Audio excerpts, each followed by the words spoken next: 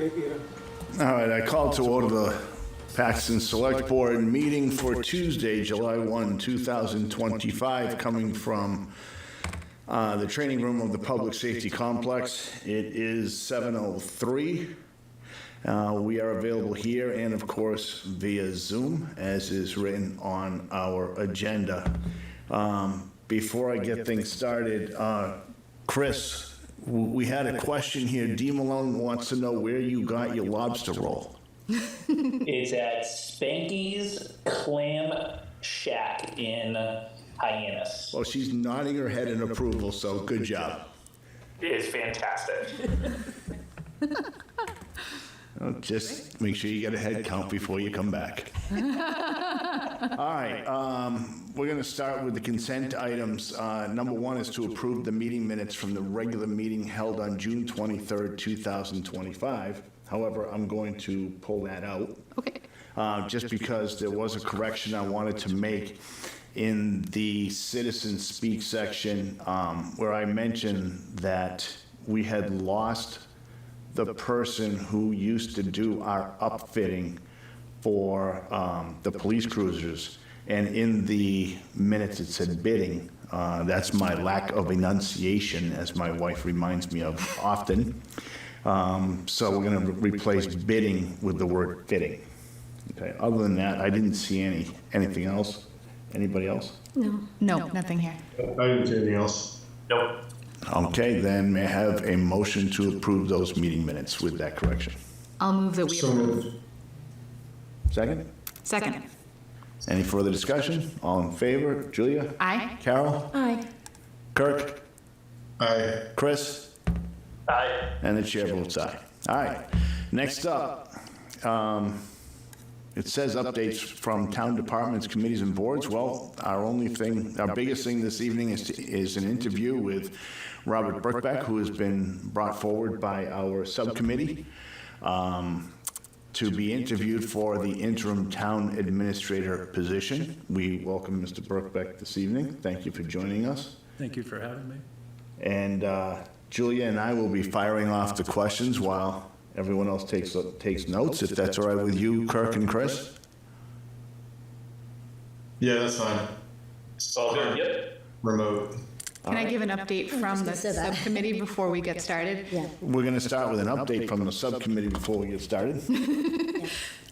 So we did have 11 applicants. Of those 11 applicants, we selected 3 to interview. Upon calling the applicants, we discovered that 2 of those 3 had taken positions elsewhere. So unfortunately, we are left with 1, although it is one lovely applicant. And so we're here now interviewing. We brought forward Robert Birkbeck to interview tonight. And then it will be up to the board if they choose to repost to try to get any other applicants, or want us to dig deeper in the pile of the 11 that we have. And just to say that of the 11, there were several that were from out of state. Yes, And we always find that when we get applicants from out of state, they're really correct. just fishing. Play. Yeah. So, And then, and just to take it one step further, because people are going to be wondering why it took us so long to get to the point of selecting applicants, and then finding that 2 of the ones we might be interested in interviewing have already taken other positions. People have to remember that when we first posted the position, this was a full-time position. We then had to repost for a half-time position because of the budget cuts that have been implemented. And with that period of time where we weren't sure which direction it was going to go, it was not right to be bringing people forward and saying, well, we might be interviewing you for this, we might be interviewing for that. Not being sure, we had to wait until we got that set. And that's part of the reason. So before somebody's jumping on, like, boy, why did they drag their feet? There was no feet dragging. There was just a lot of other work that had to be done, foundational work, for us to be able to get to this point. All right, so we have, A light flicker, apparently. hopefully we're not going to lose power. We have a series of questions that we're going to ask from various categories. Okay. Okay. the first category is general understanding.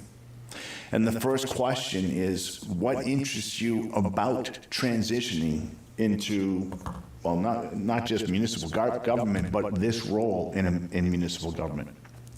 So that's a great question. I would love to be in this role in Paxton because I'm very proud and happy to be a Paxton resident and currently work for Paxton in the principal assessor position. And that's how I want everyone that works for Paxton to feel. I want them to be proud and happy at work, and I want the residents to be proud and happy to be a part of Paxton.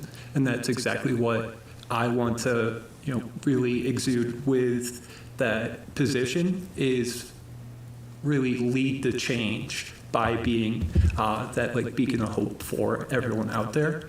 And that's something that I have a lot of experience doing. I love to lead by example, and I love motivating and improving morale wherever I go. And that's something that I think I could definitely do with our town and make it so that people enjoy coming up to the town hall. They like being part of our community, and I think that that's a very important thing for our lovely town. Excellent, thank you. I'm going to ask, if you don't mind, just because sometimes it's tough for Kirk and on the Zoom. Bring that mic up a little bit closer, maybe. Yeah. There you go, perfect. Because otherwise Kirk is going to speak right up to me, as he did to me. Thankfully, taught me that the people out in Zoom, it can be challenging. Okay. Sorry about that, Kirk. No, that's all right. Go ahead, Julia. Okay, so I'm going to also move my mic a little closer. How do you see your private sector or non-municipal experience translating to local government? So I see it translating very well because working with people is a translatable skill. So motivating and leading others is something that isn't going to only work in the private sector or the public sector. I think that I can definitely utilize my strategies and prior experience at the town of Paxton with the department heads that we currently have in place. They know their jobs very well. I'm not going to go in there and try to teach them how to do their jobs that they've been doing for several years. I just want to make sure that I keep them motivated. They know that I'm there to support them. We overcome any differences or anything like that that's going on that's troubling them. And we really, come together and just overcome the obstacles that we're going to encounter on a daily basis, and really keep our eye on our long-term goals as well. So question number 3 is, what do you understand about the role of the town administrator here in Paxton? So that's a great question because I've been fortunate enough to work in Paxton as a principal assessor for the past 3 months. So I've seen our prior town administrator in action, see what she has been doing to support our town, the different department heads. And that's something that really interests me because we have so many great people here that I want to be that management member that's responsible for our department heads and making them one cohesive unit up at the town hall, and always having my door open so that not only my direct reports but residents, anyone can come speak to me about any processes or anything that they see in the town that they would like change upon, so that I can work with the select board to make appropriate changes, whatever makes sense for the town of Paxton.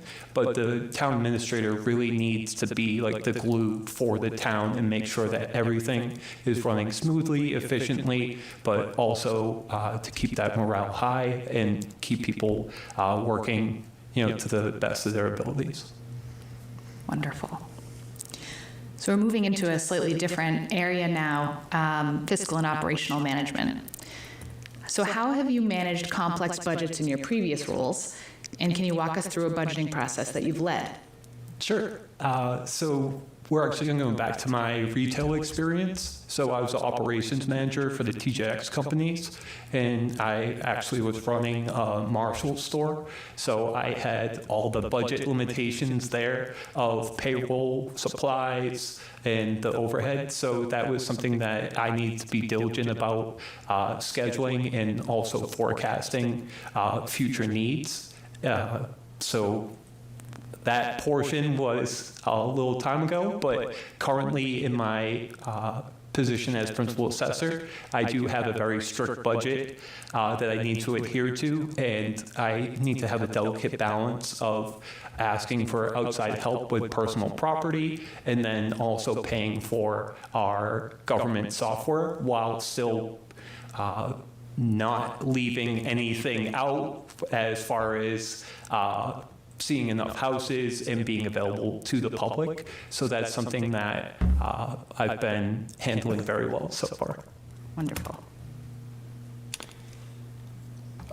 Municipal budgets are subject to strict regulations and, as I think you've seen, public scrutiny. How would you adjust your approach to managing town finances accordingly? So I would just be very transparent in everything that I do.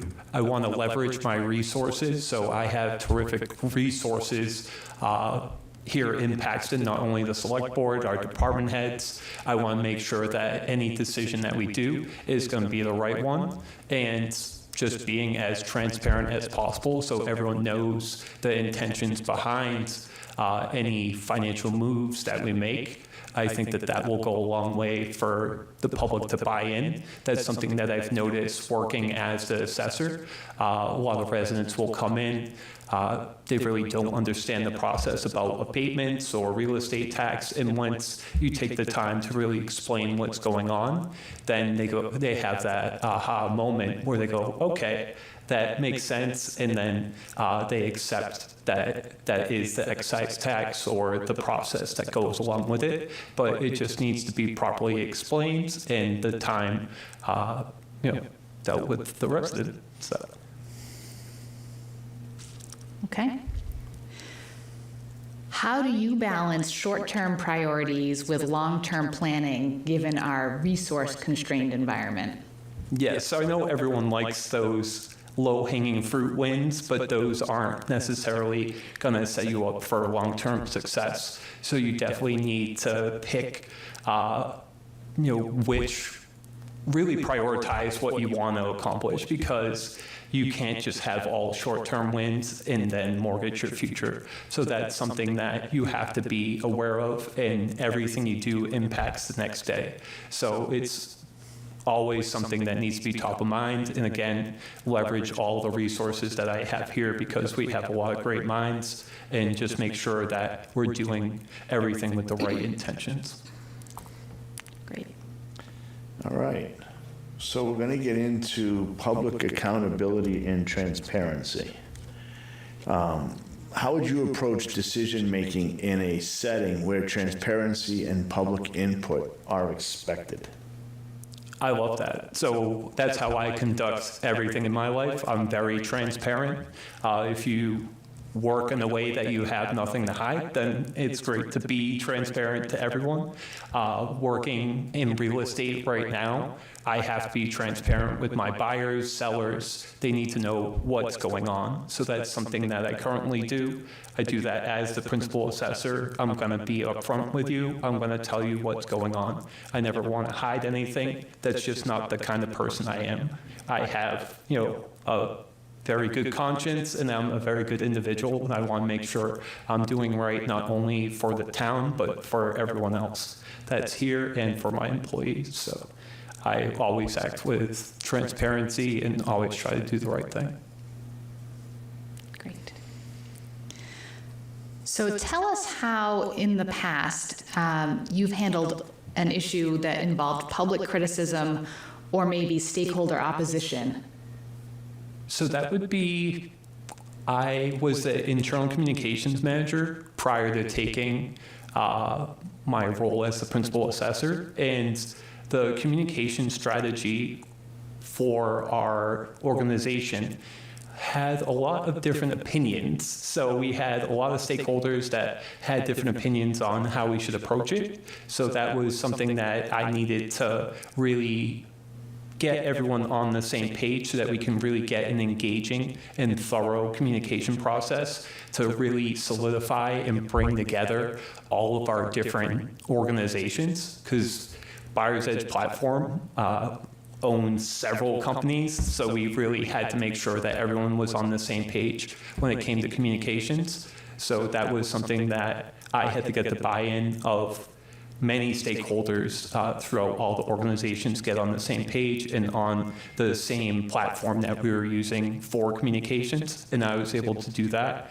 and really make more engaging and creative posts for our team, which was awesome.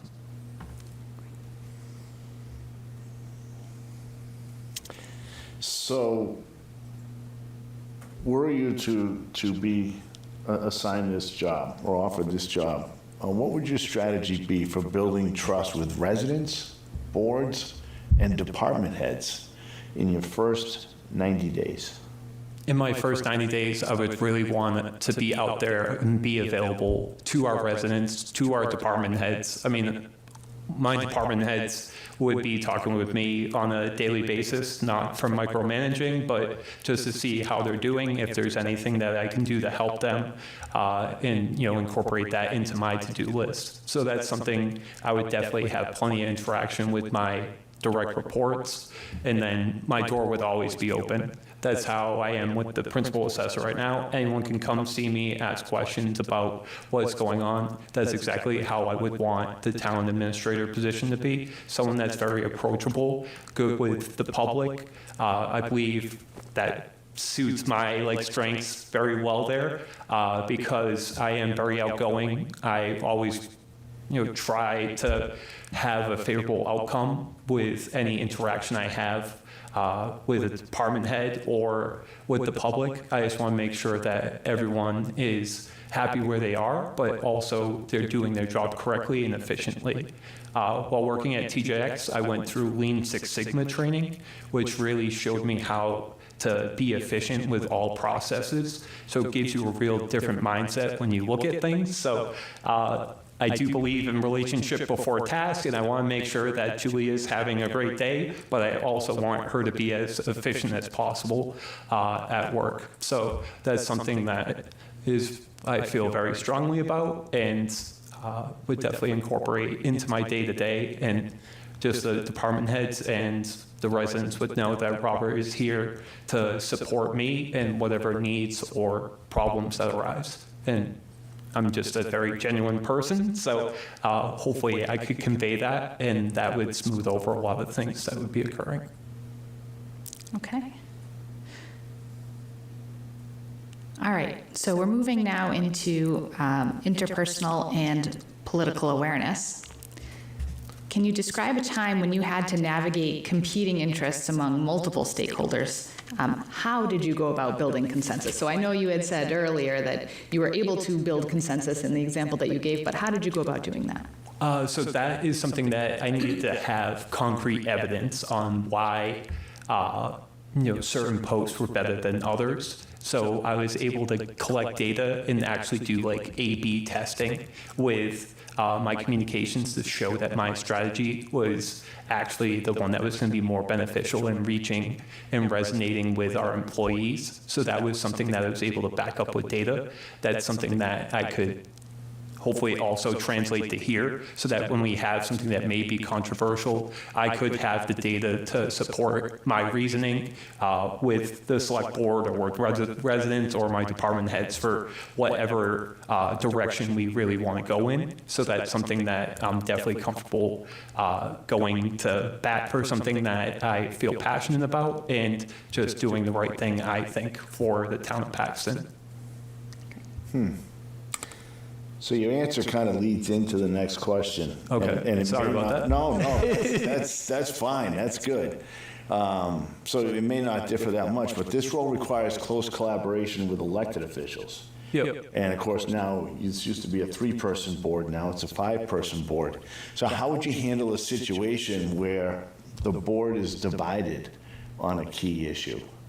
So that's something that I would be really excited about, because I would love to handle an issue like that, because that means that it's something important to the board and people really feel like strongly about it. So I would try to hear everyone out, hear what their opinions are, and then see if we can come to a consensus off of hearing everyone's thoughts and then really their rationale for feeling that way. So I think that that would be the best approach, is to really take in what everyone is saying and then try to get to a consensus after that. But I mean, I do a lot of negotiating on a day-to-day basis, so that's essentially like on a lower scale of what you're talking about. I just need to see what really drives each one of you, and then kind of play off of that and how we can make that into a success with getting an overall consensus on an issue and how we're going to get there. So I love problem solving like that. So anything that breaks up like monotony or anything like that, I'm really for that. And I love being creative and coming up with, unique solutions. So I think that would be great. Obviously, I want our board to be on the same page, but if it came to that, I think that we could come to a peaceful resolution and try to get a win-win situation. Great. So moving into learning and growth mindset, what steps have you taken or would you take to get up to speed on Massachusetts municipal law, procurement, and things like the open meeting law? So that's something that I always want to take advantage of any available webinars or anything like that. So even in the assessor role right now, taking the 101 course, I had a year to complete that. I completed it in less than 2 weeks. So I really wanted to make sure that I'm doing my job effectively. So I'm going to use any available resources that are out there. So if there's right now any free webinars, anything like that, I'm taking that so that I can become a better person and be a better principal assessor right now, and then hopefully interim town administrator in the future. That's something I've done throughout my career. I always just want to be the best Robert Birkbeck possible. So whether that's personally or professionally, I'm always looking to improve. That's just the person I am. I have a very competitive mindset. So I always just want to be the best. I want our team to be the best. I want our town to be the best. So I'll do whatever it takes to make that happen. The nice thing about municipal government is there is a lot of free resources out there. Yes, and I know that the town administrator network is very tight-knit. So I know right now I'm able to lean on some of our fellow principal assessors in other towns to really help with these one-off situations that I find myself in. And I know they're a pretty close-knit group, but the town administrators are even more, close-knit than that. So I would definitely leverage my peers in any situations that I, kind of felt out of my element, or just to get a second opinion on what to do. So you would be open to taking on a mentor? Absolutely. Yeah. Yes. So that was something that during my career at TJX, I got out of the stores. They brought me up into the corporate office because of the great work I did leading my team in their flagship location. They had a lot of long tenured employees there, kind of had like a stale environment. They brought me in as a fresh perspective. I was able to reinvigorate the front end and really the morale there. And I was able to elevate their overall customer satisfaction score by over 10%, which was like unforeseen. So that really opened up the eyes of upper management, and then they brought me up into corporate to become communications for all the stores, because they liked the way that I talked to store personnel and everything like that. But once I got up there, I took a mentor not only in my store operations department, but also in loss prevention. So I had a resource in my own department to know like the inner workings of what is going on with me, but then also an outside resource so that I got that outside perspective of how I could grow professionally and personally, and that helped me substantially. And then I was actually lucky enough to be a mentor for someone else as well, so that also helped me, pass on my wisdom and then just see it from a different perspective as well. So that's something that I feel very passionate about and would absolutely love to have a mentor. Excellent. Okay, so moving into leadership philosophy. What is your leadership style, and how would it support department heads and town employees? I'm glad you asked. Spoken to this a little bit. Yeah, but- no, I'm glad you asked because I love to lead by example. I'm not going to ask you to do something that I wouldn't personally do. So I'm always going to be there. I don't mind getting my hands dirty. I want to make sure that Robert is there to support you and truly has your best interests at heart. So it's terrible when you have a manager that you feel doesn't support you, doesn't have your back. I want you to know you have that sunscreen. You don't have SPF 0 when Robert's around, okay? So you have someone there that's going to support you and is going to be there with you in the trenches. And I want to make sure that, I'm not only leading by example by doing the job, but with my morale. I'm going to be upbeat. I'm going to keep things light when it's appropriate. I want to make sure that people are enjoying where they are. That's something that really got me success in the past.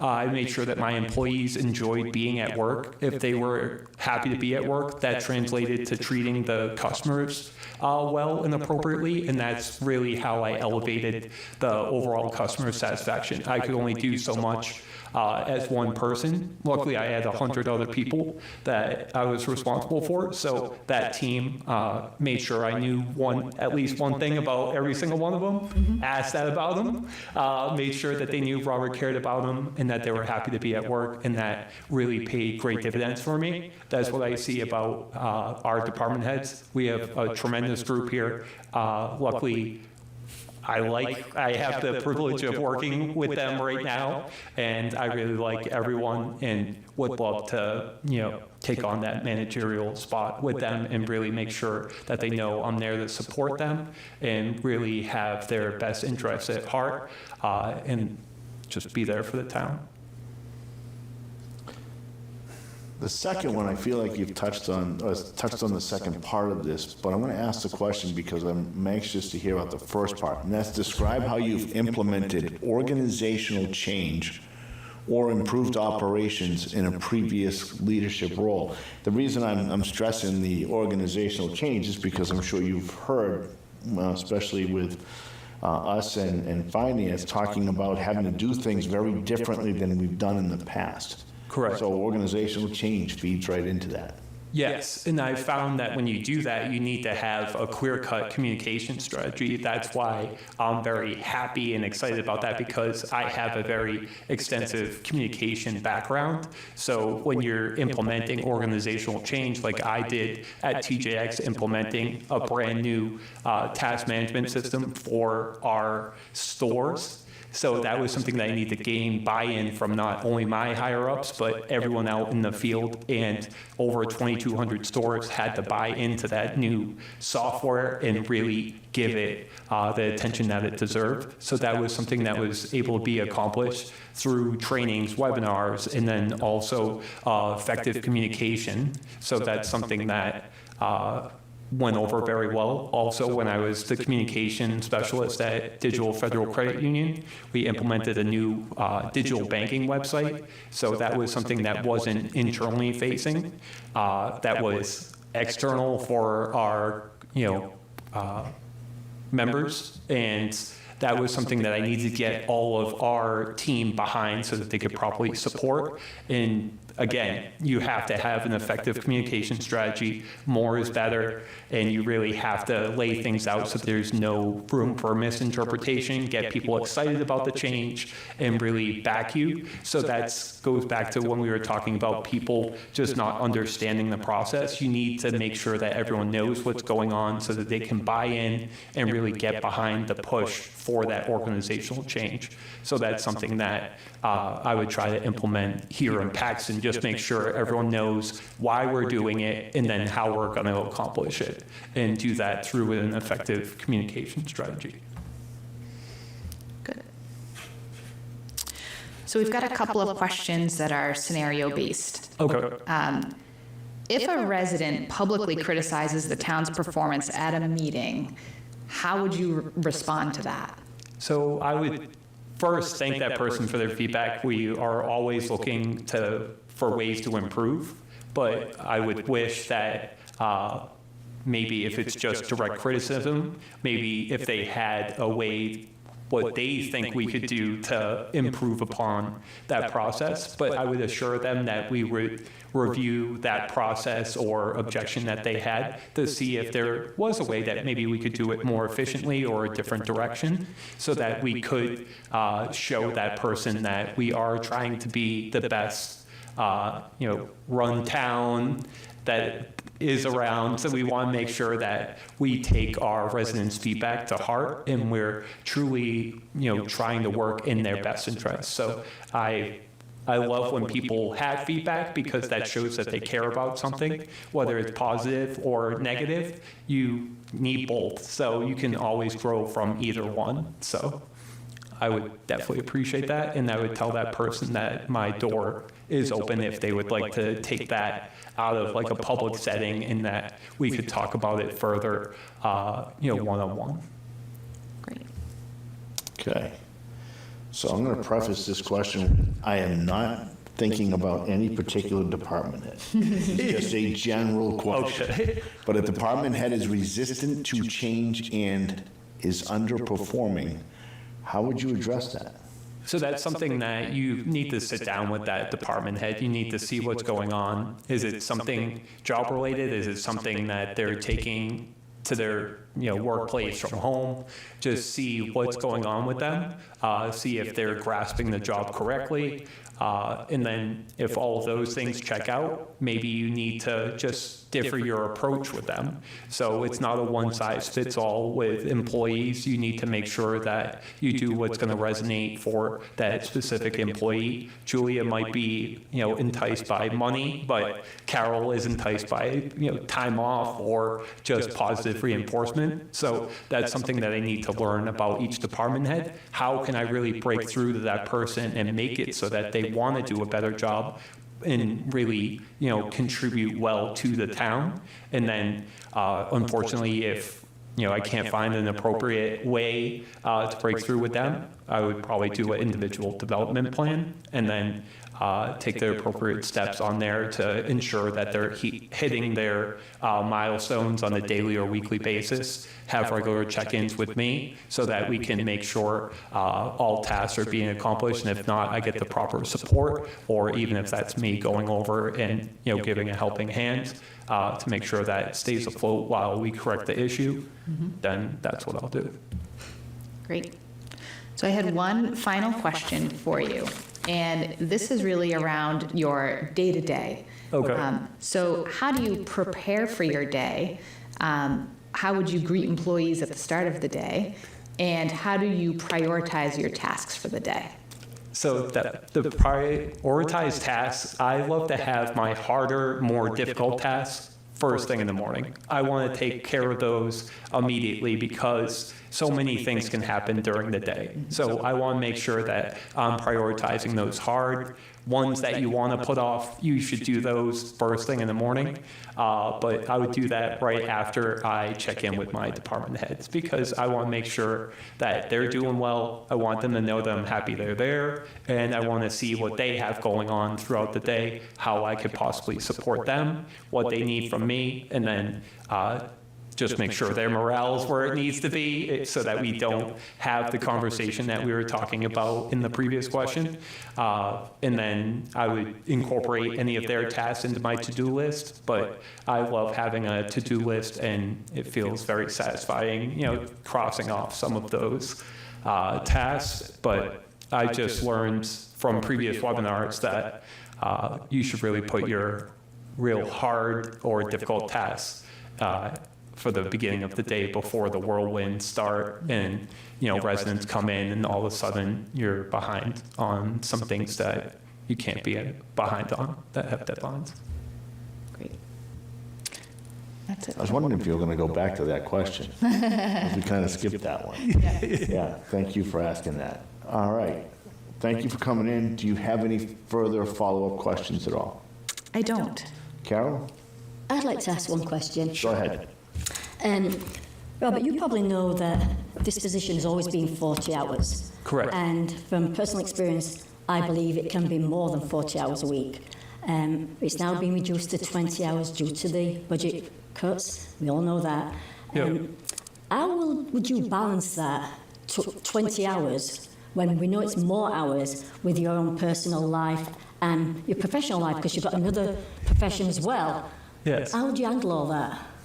So that's something that I've done my entire life, is juggle multiple jobs, multiple priorities. But I want to make sure and make this clear that if the interim town administrator position, that is my number one. That is like my, really my ultimate goal right now is for that position to happen for me. So I would dedicate all my time, resources to that. So those 20 hours, I'm going to give you the best possible, town administrator that you could have. And, everything else is pushed off to the side. So real estate would not be an issue. And I would try to do as much of that 40-hour position in 20 hours that I possibly can. I'm definitely not going to, skimp on my department head's needs, because that's something that I can't. I need to make sure that they're, because when I'm not there, they need to still be functioning at a high level. So that's something that I would definitely dedicate a good portion of that time to, is making sure my department heads are in a good spot, feel the support, and are really achieving all of their goals and tasks and staying, on track with their work.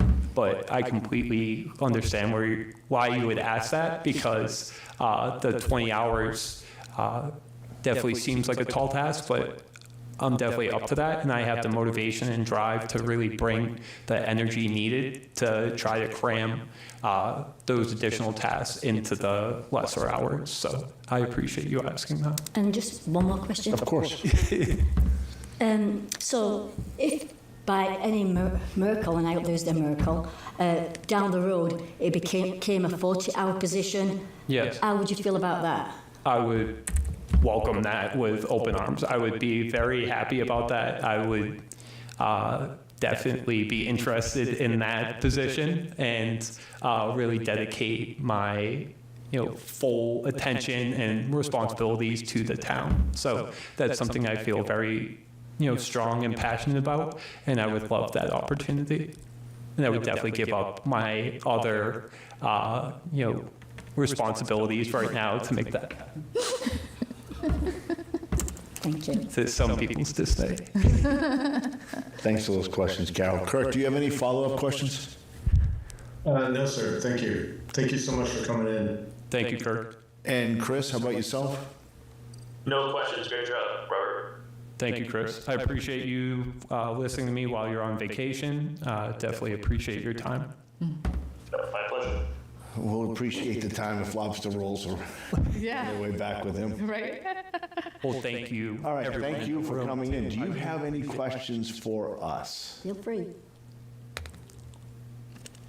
No, you guys did an excellent job. I work with tremendous people right now in the town, and they are a wealth of information that really is what excites me about this position, is that I would be able to work in a different capacity with all these great people that are so knowledgeable at what they do. They've been doing it so well for, many years, and they just need someone there to support them and really keep them motivated and happy about where they work. So that's really why I'm here. I'm very passionate about it, and I really just want to improve the morale and lead my team by example and just really make Paxton the, town that everyone thinks it should be, and, the town that we all deserve. So that's why I really appreciate your time tonight, and I feel honored to be even considered for this position. So I appreciate it. I appreciate you coming in. I always appreciate the presence of Dee Malone, and I see that she's pulled the microphone close by and turned it on. So go ahead, Dee. I assume you want to speak on Robert's behalf. Well, I would just like to say that I was skeptical about Robert being the principal assessor when we interviewed for the job. But after the first week, I quickly learned what a great job he was doing and how well organized and how well he navigated that position. He's efficient, he's well organized and well-spoken, and I think he would do a great job. As he said before, that 101 course, I think he completed in 2 weeks. 2 weeks. Which he had a year to do. He's been very good at reaching out to past assessors and assessors from other towns, and I think he's gone above and beyond my expectations, and I think he would do a great job. I appreciate that input very much. Thank you. Thanks, Dee. Well, that concludes this. You can go home, relax.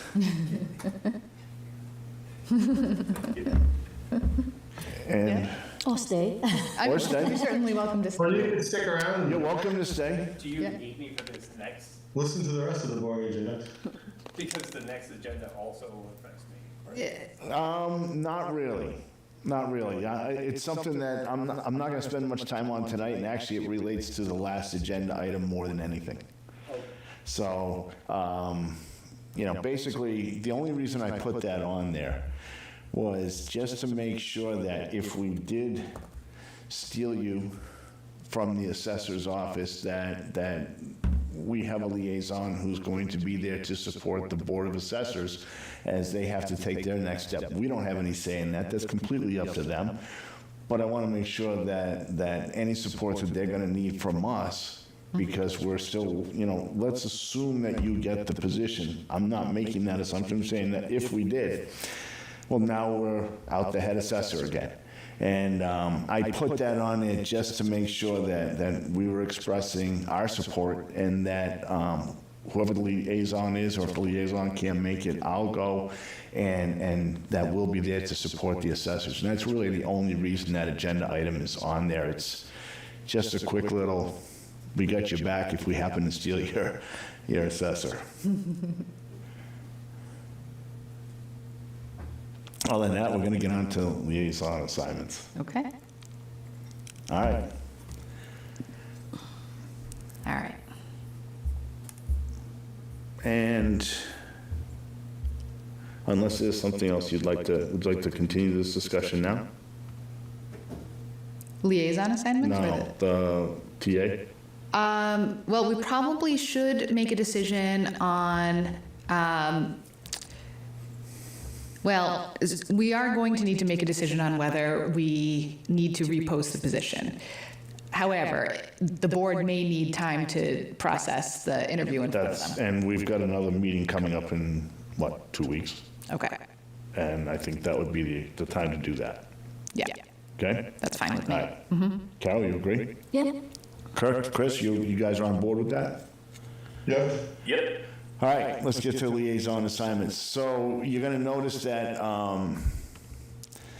that I did give myself 4 assignments And one of the reasons I did that, because if you remember, our discussion was that the chair would not have any assignments and that he'd be able to skirt free, nice and easy, and put all the work on the other four. However, in this time of transition, some of our boards and committees and departments are going to need extra support. So it's going to take a little extra time. So all I did was take three of them anyways, two of them anyways, that are not quite as time consuming, the representative and senators in the Anna Maria College, although that could be coming up.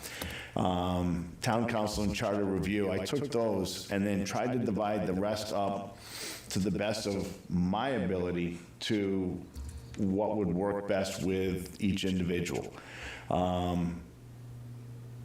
So Julia, let's start with a motion. Can I have a motion to adopt this liaison assignment chart?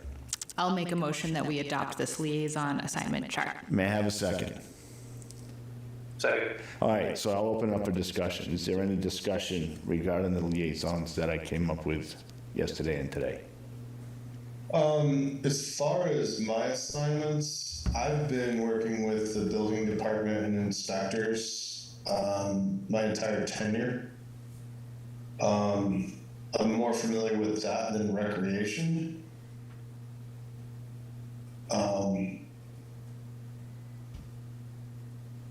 So that's my one thought. Carol, what about switching those two? If we're switching, you're going to take more than that one. Kirk was on the Zoning Board of Appeals for many years, and I think he's got more experience with the Zoning Board of Appeals than I have. So I don't mind taking recreation because I've had that assignment for a while, and the chair and I speak regularly, so I have no problem with that.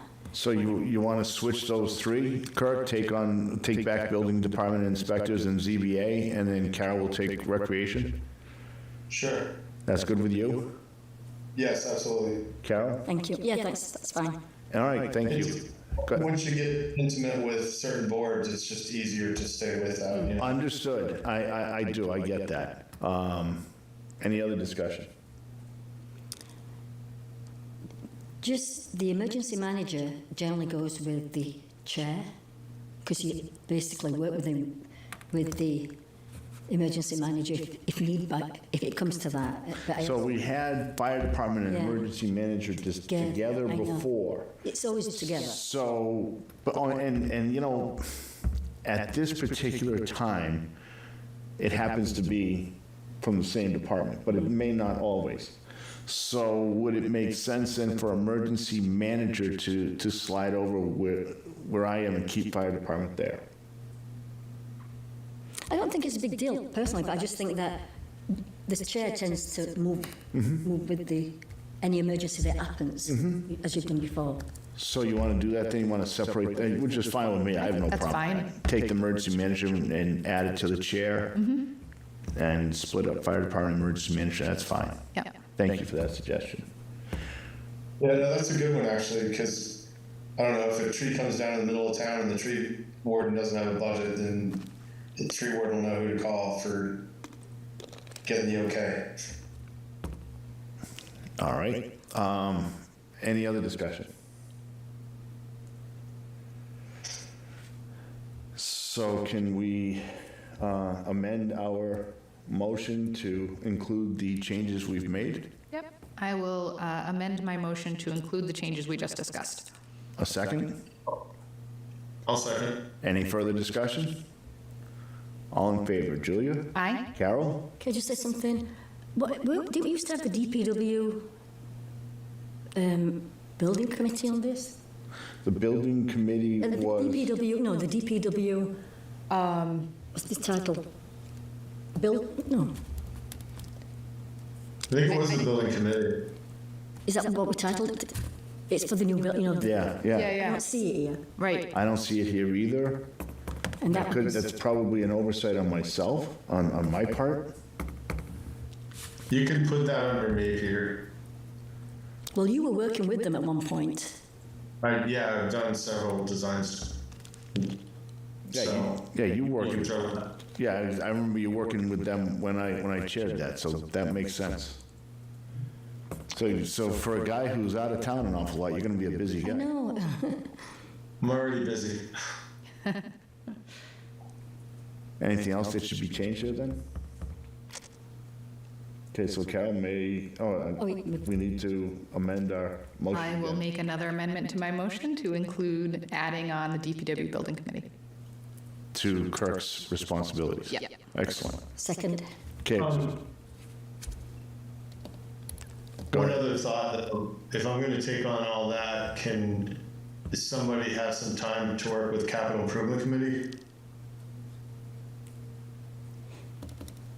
I can take on capital, that helps. I would, and the only reason, and somebody brought this up, that capital and finance should be together. The only reason I didn't put them together is because capital and finance had the same chair. If there's a problem with the liaison with one of them, that's gonna be a problem with both. And as Yeah. long as they have the same chair, they should have two separate liaisons. Makes sense. In my opinion. So capital improvement, we're gonna move to Chris. I think that'd be good. Chris, that I was you. love playing no game every year.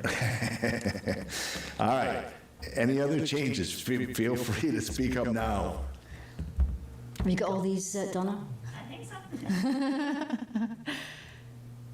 All right, hearing none. Julia, one more time. I am going to amend my motion again to move capital improvement to Chris Curtis. Okay. A second. Second. All right, we have a motion, we have a second. Any further discussion? Not hearing any further discussion. Julia? Aye. Carol? Aye. Kirk? Aye. Chris? Aye. And the chair votes aye. All right. Select board correspondence, I have none. Citizen speak. It's a pretty quiet room. Is there anything else from anybody on the board? No? I have nothing. Then I'm only looking for one more thing. I move that we adjourn. Second. Any discussion? Julia? Aye. Carol? Aye. Kirk? Aye. Chris? Aye. And the chair votes aye. We're adjourned. Thank you. Thanks, Kirk. Thanks, Chris.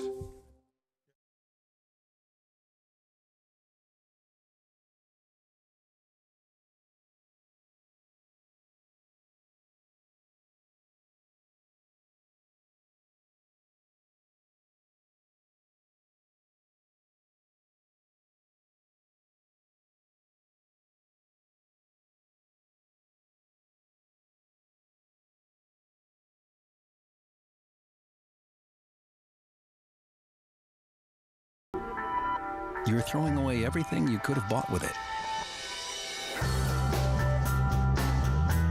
Saving energy saves you money. Learn more at EnergySavers.gov. Have you ever helped a fellow veteran? Of course.